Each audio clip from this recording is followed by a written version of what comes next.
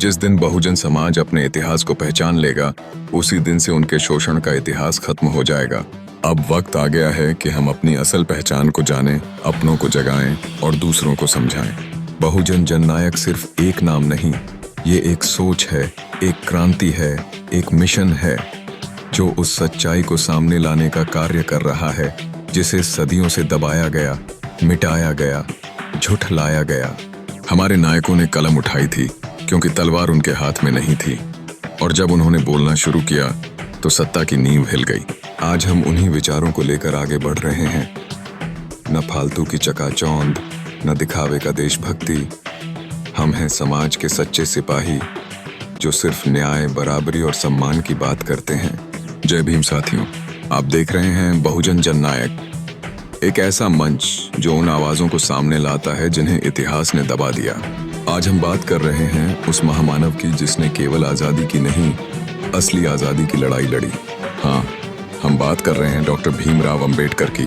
जब देश अंग्रेजों से राजनीतिक आजादी की लड़ाई लड़ रहा था, तब बाबा साहब एक और कहीं ज्यादा गहरी लड़ाई लड़ रहे थे, सामाजिक आजादी की। उनके लिए आजादी का मतलब सिर्फ सत्ता का हस्तांतरण नहीं था, बल्कि एक ऐसा समाज बनाना था जिसमें हर व्यक्ति को बराबरी, सम्मान और आत्मसम्मान मिले।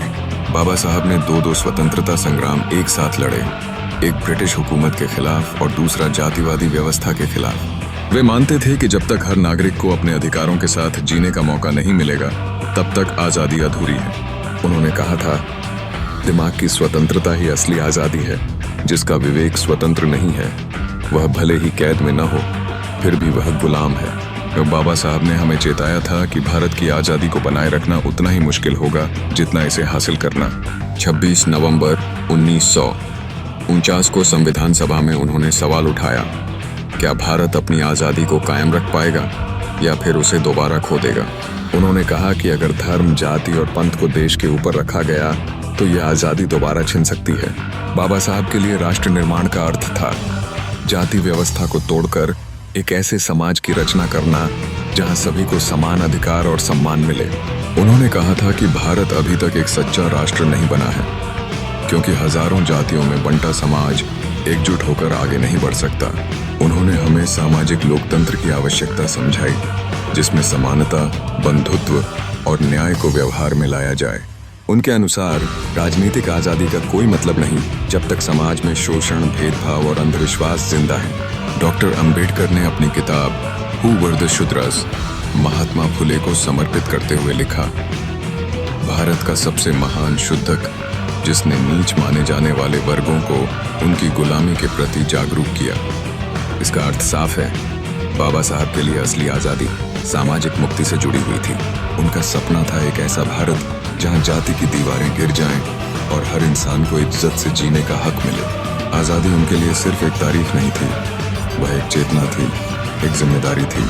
तो साथियों, आजादी के इस मायने को समझना और आगे बढ़ाना हम सबकी जिम्मेदारी है। अगर हम सच में बाबा साहब को मानते हैं तो हमें सिर्फ संविधान को नहीं, उसकी आत्मा को बचाना होगा।